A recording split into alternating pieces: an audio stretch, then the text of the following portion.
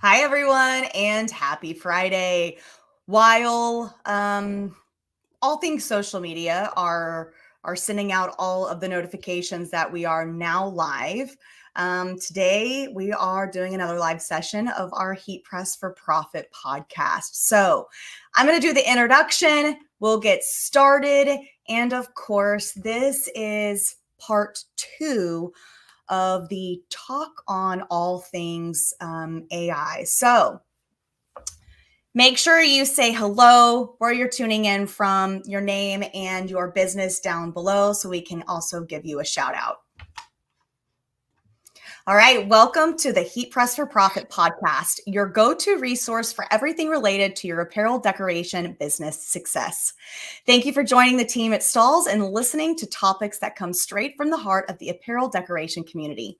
We'll start discussing lucrative business strategies, insider tips, technology advancements, cutting edge trends. And whether you're a seasoned entrepreneur or just starting your business, this podcast was designed to provide invaluable insights, how-to perspectives, and inspiring stories from industry experts and apparel decorators just like you. You guys, he's back for another round. Dane Clement, our art guru, creative master, all things, I don't know, colorful. Like, I'm just going to come up with this entire paragraph for you. I like it. That sounds good. We Send it to me when you're done. I'm going to use that, right? Okay. Creative master, colorful, extraordinaire. I like that one. That's a good one. Guys, today is, like I said, part 2 on our series discussing AI art. And today we are talking design ethics and copyright. Now, I will preface this before we get going.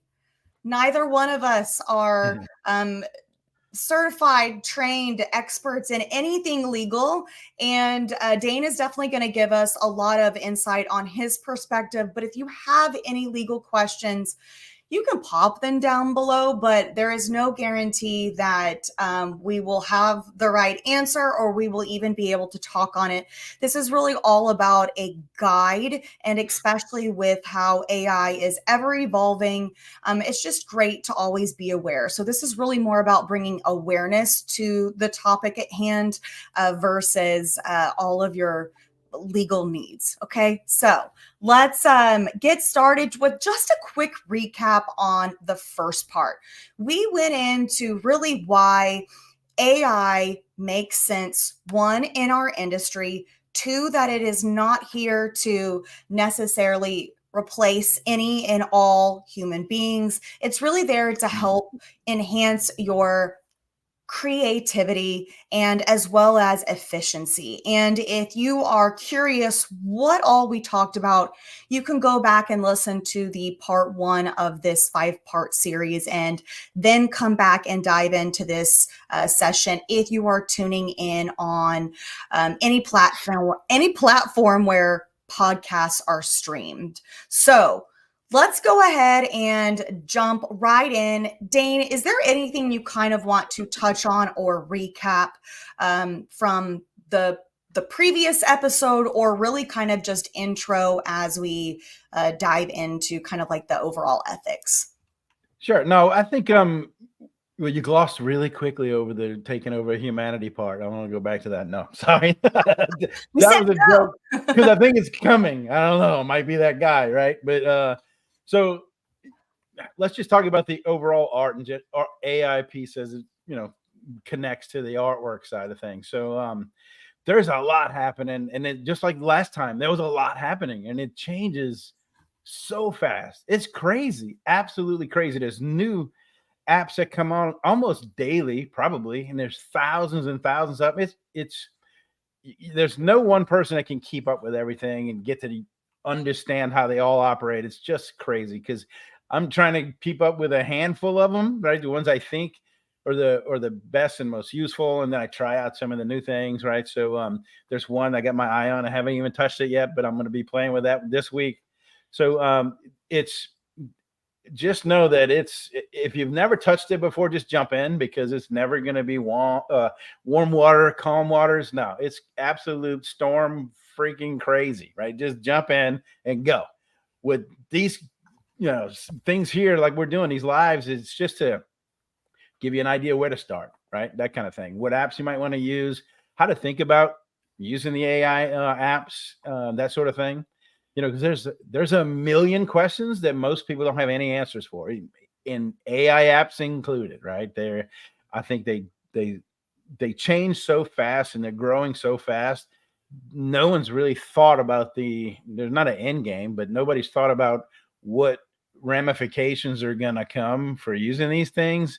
And I think some people are a little hesitant to use it because of that.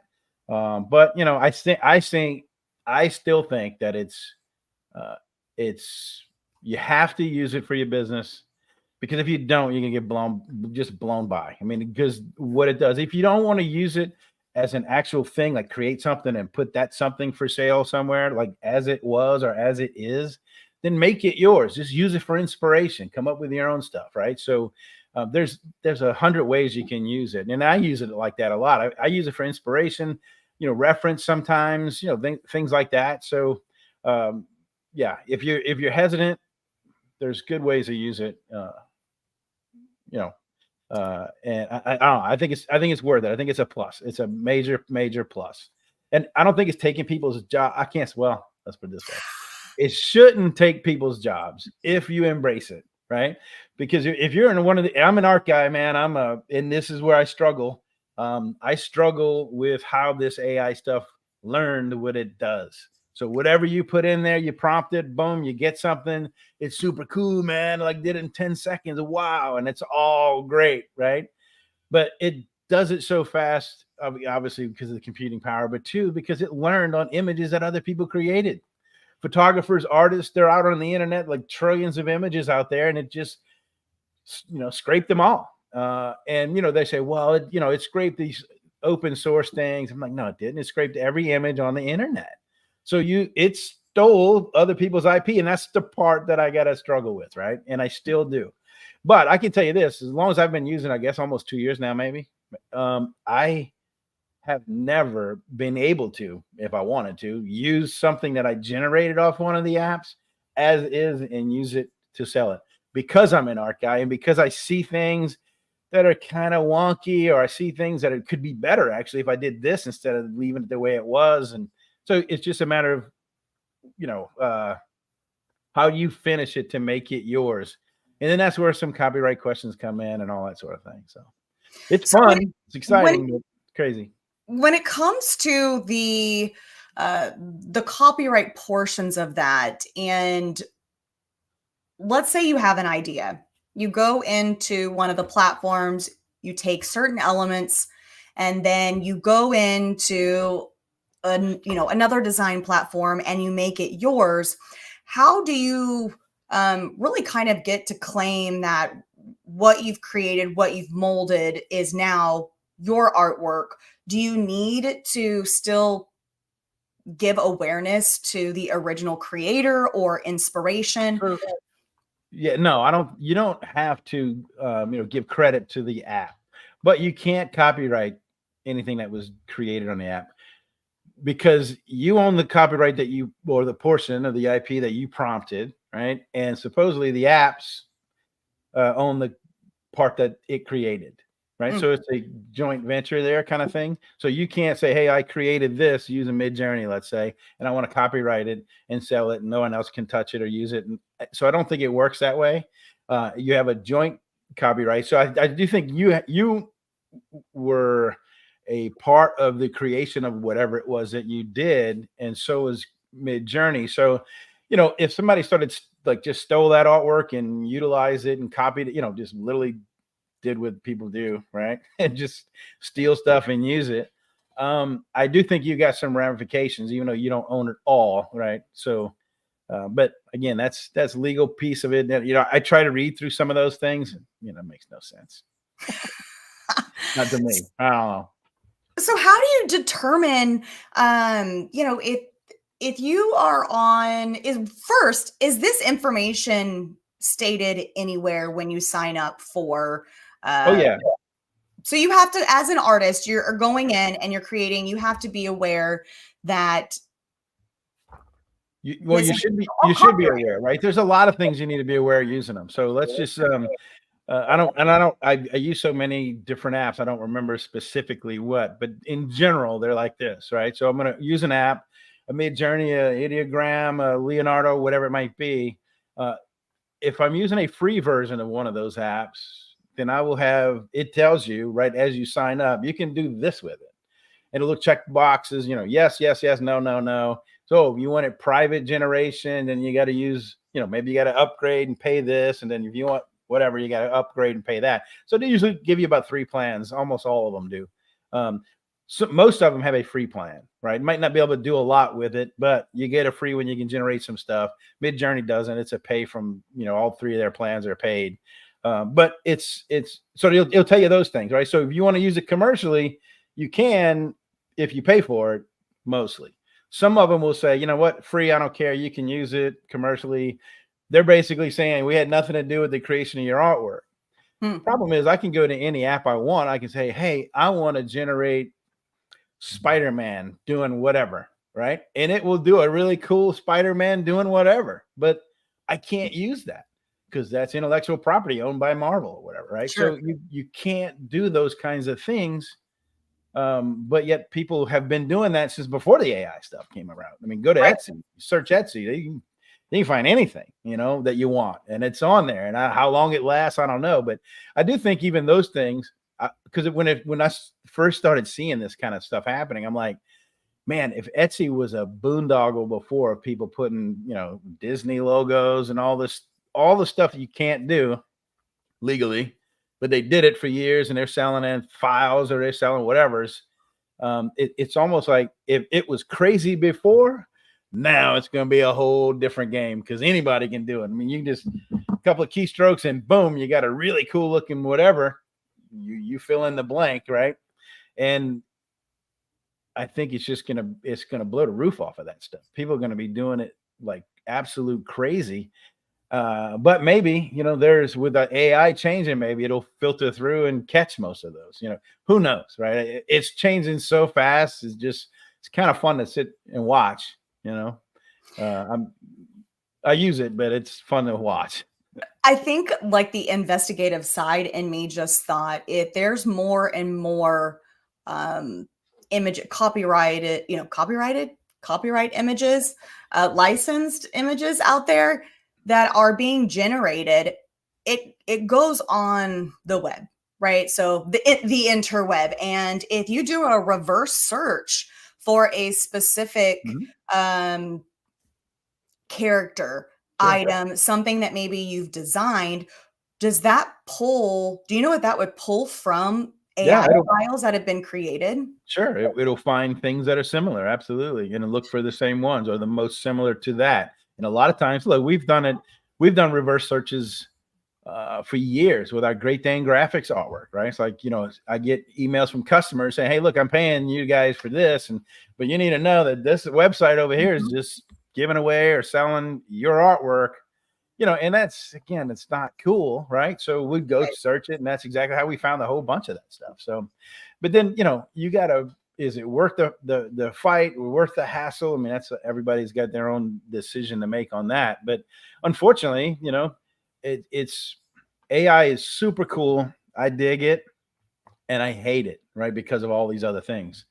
So it can enhance what you're doing every day, or bad people. It can make, people that have, evil intentions be a whole lot better at their evil intent. And just like a good, whatever, a good positive use of the AI app, it'll be even that much better. Right. So it's a people are going to do what's in their nature. Unfortunately, that's with anything. So. But I do feel like it opens up a can of worms for even more legal action to be taken, right? Especially with the power of all things internet or all things computer. If you are putting, just say illegal artwork out there or using it the way you shouldn't be, personally, I would be more afraid that somebody would come after my business. Sure.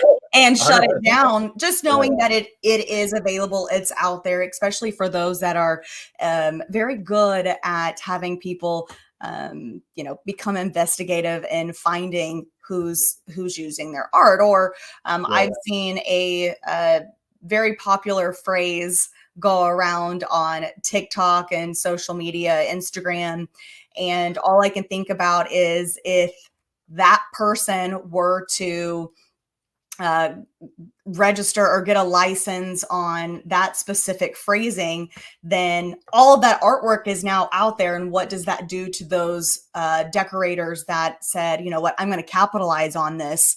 In reality, it's just nothing but kind of stolen artwork from other platforms. I don't know. That's just all being speculative, but it's just one of those things where, it does make you question kind of what box this can open up to those cracking down on protecting their created art, not something that somebody goes, oh, I'm going to take this and then, add some wording to it.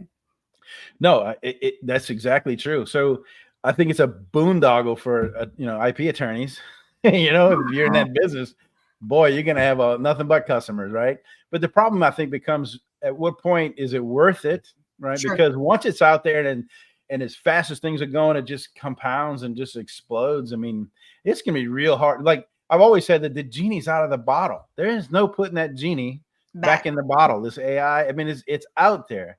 That's why I say use it, because it's so fast. It gives you 4 or, 2 to 9, I guess, most of them, but it'll do it in less than a minute. And it gives you 4 finished renderings, colored and everything. Whereas I can't, nobody can do that kind of work manually that fast.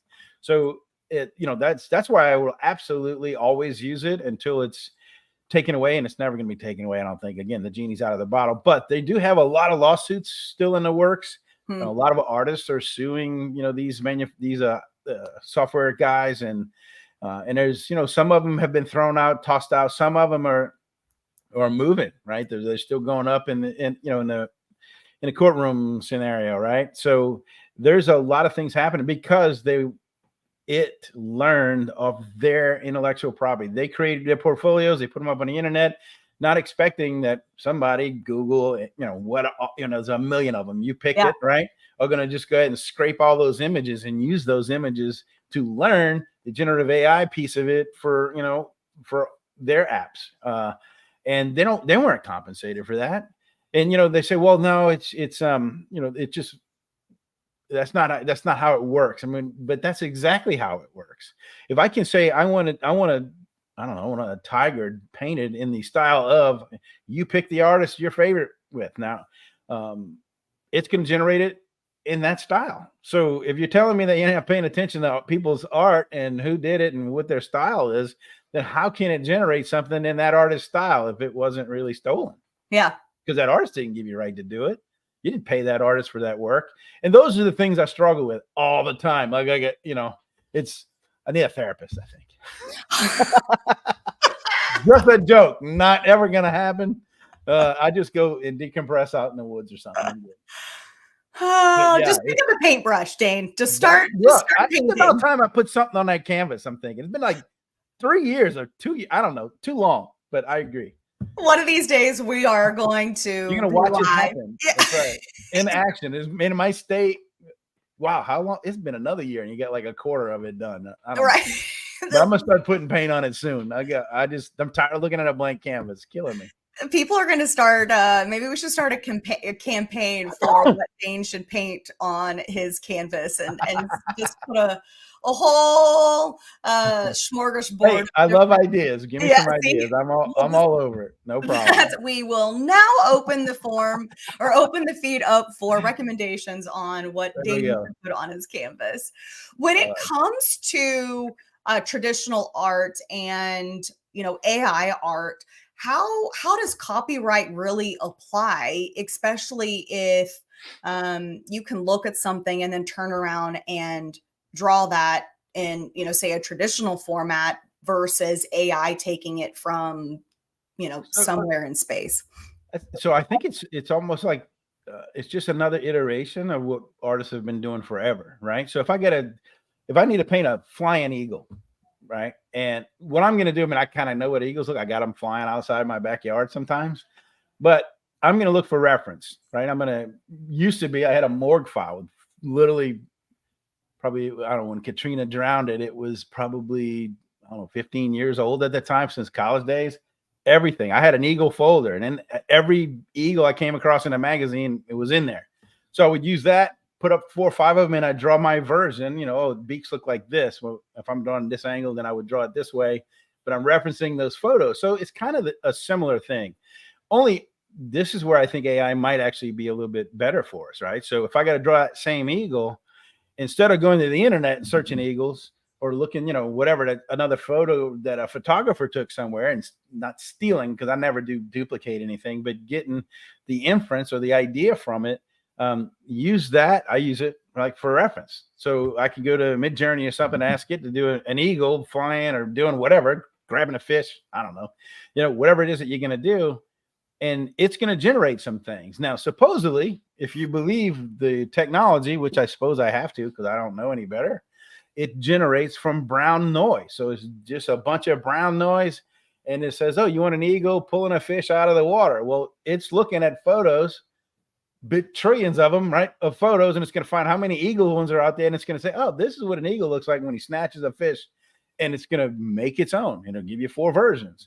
So if you're using that for reference, which is, like I said, that's how I use it fair amount, is I think a little bit fairer to the world, right? I'm not using other people's photos of those eagles that guy's been, hiding in some bird blind in the middle of nowhere, right, for 3 days with just a lens sticking out of his camo cover and waiting for that perfect shot, right? I mean, we're not, but if he took that, put it on the internet, then the apps are doing it. But at least I'm not getting that same photo. I'm getting a hodgepodge, mishmash of it. So I think that's one good way to utilize reference that is not associated directly, and sure, definitely indirectly, but directly with, other people's stuff. So that's what I would think.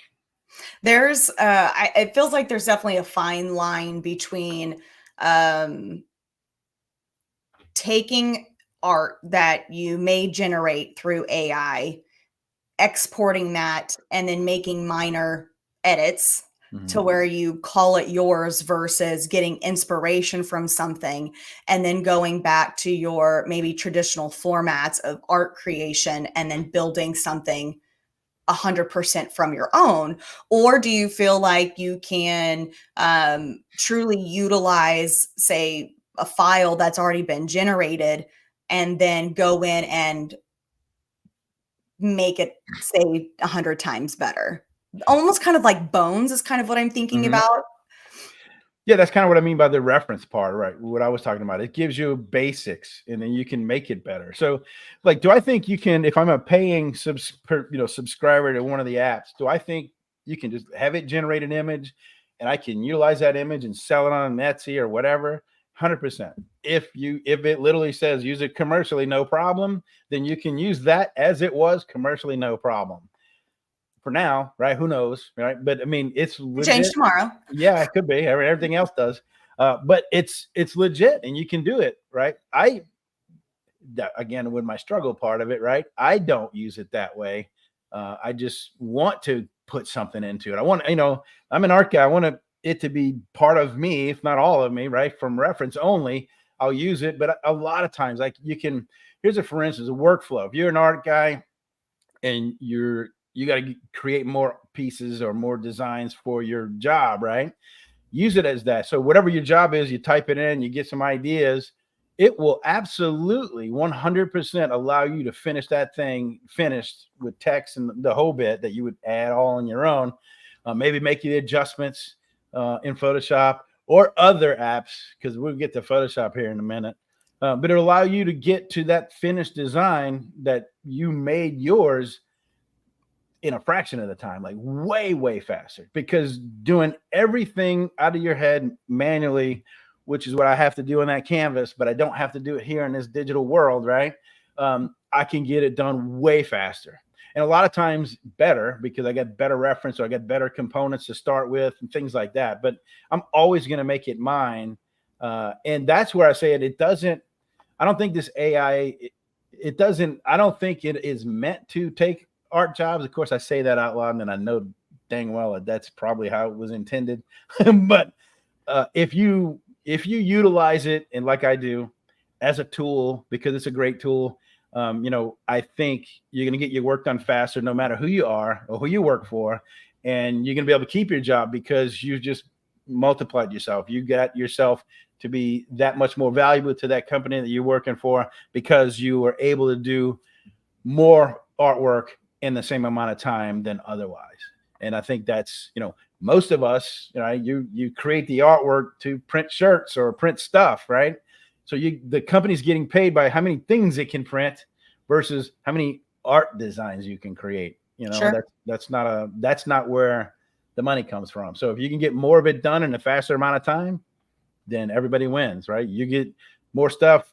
Company's happy with you. Company's happier with you because they're selling more stuff, that they're printing off of it. So I think it's an awesome tool, even though I still struggle with some of the way how it came to be, But that's technology, right? Like I feel like if you take anything technology wise, there's always going to be those struggles and adjustments. And 100%. Is it really better for us? Is it, there's going to be some increased productivity, but when I think about it is hopefully it won't hinder our creativity, especially if, we are inspired by things around us or environments, just being out socially. Sometimes, those social batteries can get filled up, and that's where the creativity can come from. Where in this particular case, it is not word generated, but using particular words is how an image is generated, right? Yeah. So if you don't have the ability to kind of express what you're wanting, then you may never get the true creative side of it that you want. So that's just kind of where my mind goes back and forth. Sure. Of, I still want to be able to use my brain. I want to be efficient, but at the end of the day, if I feel stuck, then it's like, what do I need to go do to actually start bringing that creativity back into my brain so I can, produce what I need to. And I'm no artist, but I love it when I said, just for everyone's knowledge, I will send Dane images on Pinterest. Like, I like this coloring or this font or this type of style, or I can see how, this works. And there'll be like 10 different pictures, and I'll be like, I need you to make it one. I can't. Let me doodle it out, try to figure it out. Right. So, in this particular case, that's where I feel like AI could help get my message a little bit more clear across to you, but then you and I will sit there and work it out to make sure make it better. Right? It's like, how do we get on the same page? So going to Adobe, you've mentioned Adobe. So what's going on that is also kind of highlighting the idea that AI is always changing? Okay, so most people know me as a Photoshop guy, right? I've been using Photoshop for 30 years, since version 2. Before, it didn't even have layers back in those days. I mean, it was way, way back. And the last 2 weeks it has blown up, and all about Adobe and their crappy business practices. And I'm just going to say it because, one, they got a lot of crappy business practices, and but they just had the most profitable quarter, for almost $5 billion in the last quarter. So there you go. But they're being sued by the FTC right now. That just happened. So they're suing them because of their crappy business practices. So they're, but real quick, been using it forever, right? Back in the day, I got Photoshop, cost me came in a little bitty box on a CD, I think, and it was $750. And I kept looking at it. It was on a wall, and I just kept seeing it in this Mac store. We actually had it wasn't an Apple store, but it was a computer store that sold Macs. That's all they sold. So I'd go in there all the time, just drooling at all these computers that cost $15,000 and didn't have a hard drive in them and all this crazy stuff, right? But they had some software. I'm like, man, that looks cool. So I read that back of that box probably 5 times in 5 different trips into that store, right? I'm like, I had a design studio at the time with a partner. I'm like, I'm going to use this thing one day. This looks like way super cool. Put it back, put it back. Well, Friday comes around, this design studio comes to us and say, hey, look, I need you to make these labels, right? For these. And back in those days, it was half-gallon cans of apple juice, orange juice, pineapple juice, whatever. And it was at the bottom of the grocery store shelf, They said, here's it. What we have this 8x10 of this whole apple picture. And there's another 8x10 of this apple sliced. And I want you to we want to put apples and pieces of apples all the way around this label and then, do the rest of it. I'm like, okay. This is a Friday afternoon. And, so can we do this? And he said, yeah, here's the problem. I need it by Monday. I mean, seriously? Of course, that's how I roll, because unless I got a gun to my head, I will find if I got 3 days, it's going to take all 3 days. If I got 3 hours, it's going to take all 3 hours. I need to know when my end point is, because my head automatically defaults to procrastination, right? But so anyway, they said, can you do it? I'm like, yeah, absolutely. My partner looked at me and I'm like, we got this. That guy left out of the front door. I snuck out of the back and went to the computer store. And I bought that software. So that's how long I've been using it. Back in the day, they had a lot of plug-in stuff, right? So, and they've got plugins today. I mean, I use a few, but it was way more utilized back in, seemed like anyway. So a lot of plugins for all kinds of things. So I bought this thing and I saw at the same time, they had a plugin that allowed you could buy this plugin and it gave Photoshop layers. I'm like, well, that's pretty cool. And I'm reading the back of the box again. So I bought both of them and I learned how to use Photoshop in a weekend with the manual in my lap. That's why if you ever bought any of my books, physical books, it all had spirals, because I can lay it flat on a table and I can use both hands on my keyboard and try to figure it out. There was a reasoning behind that. So that's how I learned it, right? And I duplicated it because the layers allowed me to do that. So awesome. Well, next version or two down the road, Adobe says, yeah, them layer things, that's pretty slick. They just put it in Adobe Photoshop, and that company's out of business. And they've done that like over and over to lots of them that I used to use. So they see some cool idea, and since they were built off the plugin for Adobe got to basically just steal their concept. I mean, that was a great idea. Thanks for figuring that out. Now we're just going to put it in the app, and that's how it seemed to work, right? So, that's my introduction to Adobe back in those days. Now, it was a cool program, and I did a lot of stuff, and I still use it every day. But I think I'm going to start using some other things a little bit more often, because take that fast forward to a week or so ago, they changed their terms of use stuff. A lot of it was there before, but it got to the point where it would pop up. You had to say, yeah, I agree. Well, some artists out there said, well, what is this? Why we got to do it? So then they start reading it. And then, man, when you read it, now, of course, I'm no attorney, but when you read it, my plain English brain says, wow, this sounds like they sure own all our stuff, and so then Adobe came out and clarified some things a couple of times, because the first time didn't work because it was not clear, because they're trying to take, legal speak and make it a little bit, for idiots like myself. And they didn't do such a good job. So it's just still compiling. And now FTC suing them for those similar bad practices. So there's a lot of stuff going on. I know guys that have been using like me 30 years and just said, I'm out, because it says things like, Adobe doesn't use your artwork to train a generative AI. All right. Well, when you read that piece of it, it sounds like, okay, well, they don't. Well, did they? Because now I have to opt in or I get to opt out of them using it for stuff like that.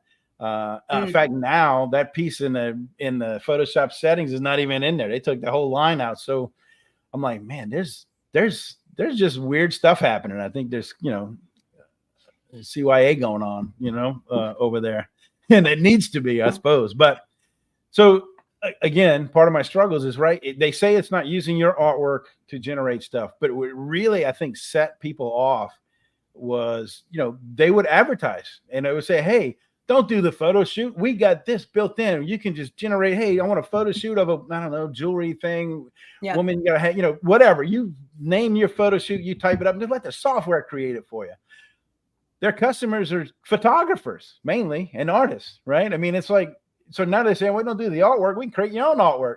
So they would put this stuff inside the app that literally was trying to replace the photographer or the artist. And I don't know, man. It just, again, it seems like the cart was before the horse. This is a great idea. We're just going to do it. And then didn't realize that how much grief they're going to get and how much pushback they're going to get, because they're literally trying to go right after their own customer base. So it's kind of funny because I'm watching other apps pop up, all apps that have been around for, I use Affinity Photo. I taught classes on, I still, do it, but I'm going to start using it more because it was a really good, solid app. And it's like $50 one time. I don't have to pay $50 something a month to use it. Right. So I think that's a benefit, and it's really good. And there's a few, I won't say a lot, but there's a few free ones out there that look really interesting. This Krita, I haven't really used it much, but they even have a plug-in for that. Go figure, right? That'll allow you to do AI generative stuff, like, change things just similar to Photoshop. But so Adobe they painted themselves in a corner. And I think it's because, again, this is all so new. They're just trying to be the first guy out there with it, and maybe didn't know what was coming. So it's interesting. Let's put it that way. It's very interesting, all the stuff that's happening right now.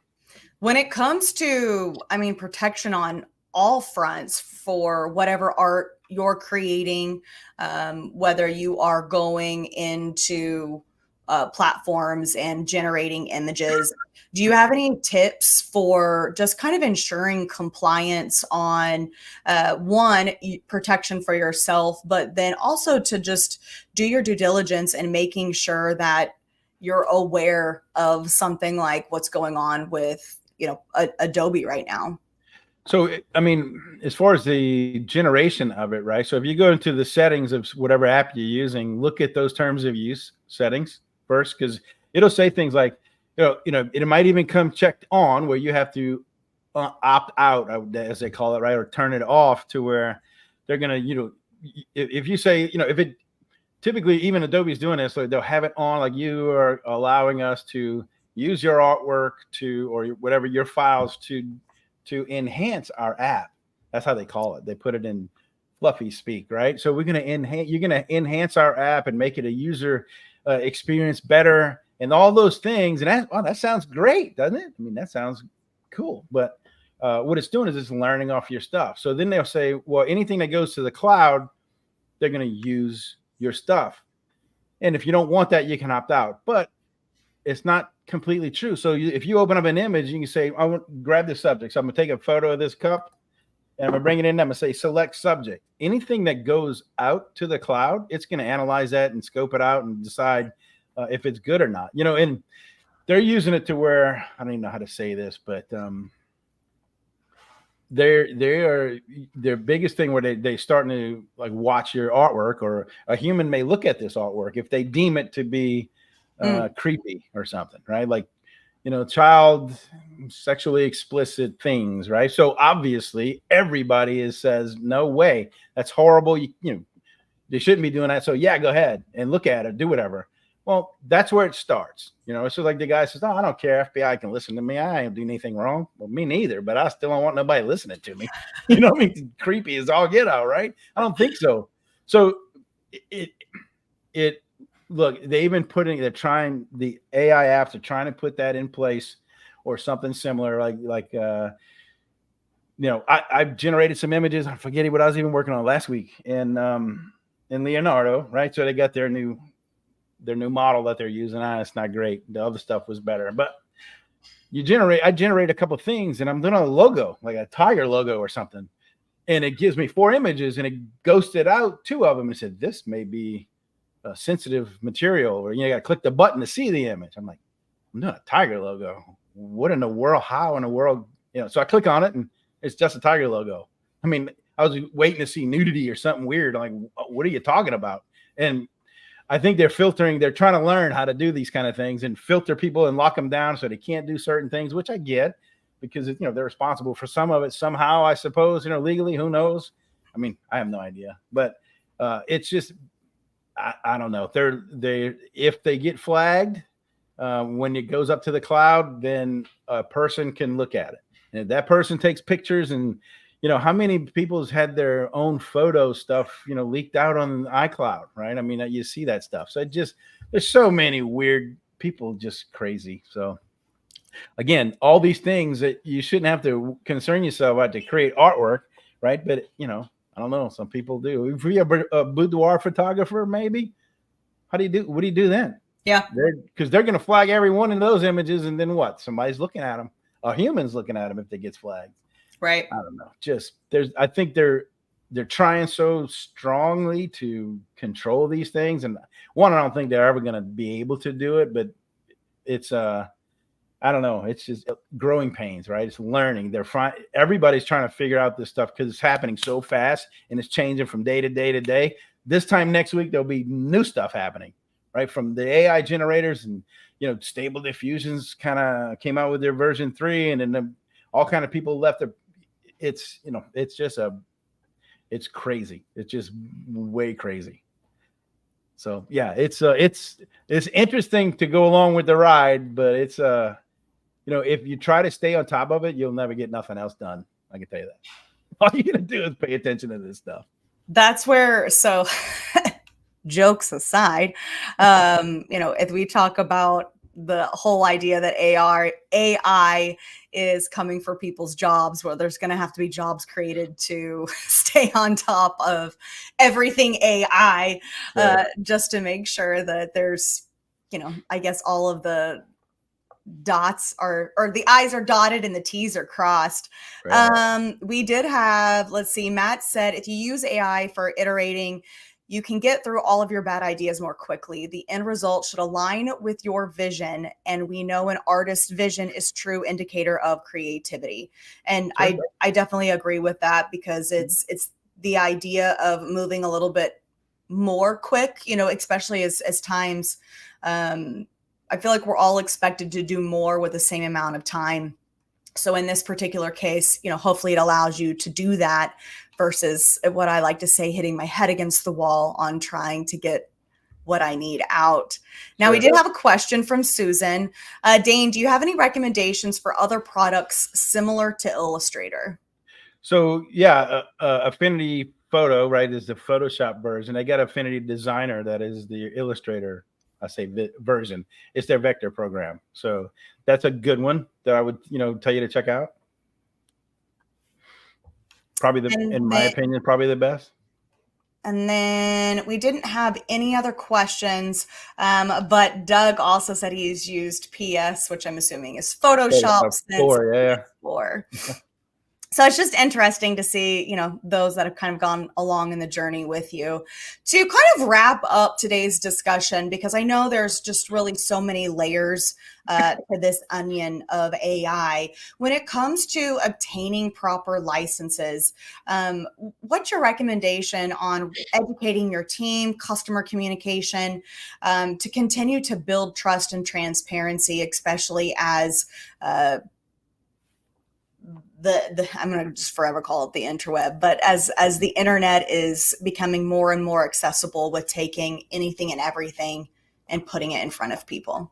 So I think the only thing that they can do, or we can do, is one, whatever AI app you're using, you look at the legal mumbo jumbo, or at least when you're picking the plan that you're going to pay for, one, see if you can use it commercially. That's like kind of top priority. You want to have that license or that ability to do that. And the other plans, they might give you some other features and things, but typically it's more images.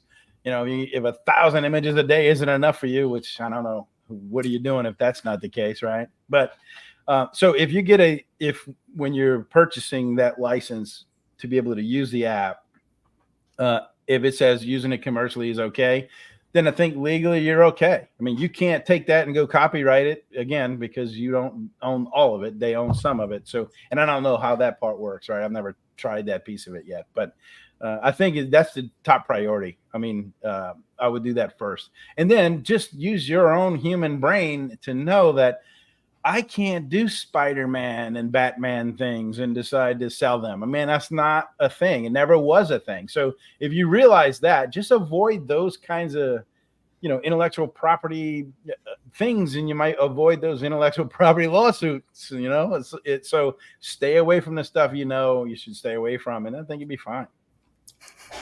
That's easy, right? That's what I'm doing. So we'll see. I feel like for a something that's easier said than done, maybe. I don't know, but maybe still, I mean, just use your head, right? I think at the end of the day, Sure. it's try to dig deep for that common sense. And if you're not sure, then just keep doing the research on that. So as we are wrapping up today's discussion, for those of you that kind of have started to tune in as we've already been talking, this was part 2 of Dane and myself discussing or having a conversation about AI. So the first episode was all about really just understanding parts of AI. As Dane has mentioned, it's ever evolving, it's constantly changing. So there's not really going to be a step 1, a step 2, a step 3 as we get into talking about AI. It's just really about topics that have come up and what we're seeing progress and change over these next few months. Now, next Friday, Molly Harmon with Stalls UK will actually be our guest, and we'll be discussing how to market without a marketing team. So if you have any questions that relates to marketing, video, content, definitely start thinking of those, write them down. It'll be a great time to really have both a conversation from someone outside of the States, and then of course someone with in the States. We will be taking a break on the 5th to celebrate that wonderful long weekend and Independence Day, and then we will be back. What day is that? Let's see, July 12th. Going live again. So Dane, thank you so much. I'm always learning from you, and now I feel like I need to go check out all things what's going on with Adobe, even though I'll send you some links. Don't worry. Very, very, very small in everything with that program. So everyone that tuned in live with us, thank you so much. And if you are streaming this podcast, wherever podcasts are streamed, thank you so much, and subscribing to our channel. We did really talk a lot about the Heat Press for Profit group on this episode, but if you're looking for a community to join to ask all things questions, make sure you head to Facebook and join the Heat Press for Profit community. All right, you guys have a wonderful and fabulous weekend. And Dane, I'll talk to you soon. All right, thanks. Enjoy. Bye, guys. See ya.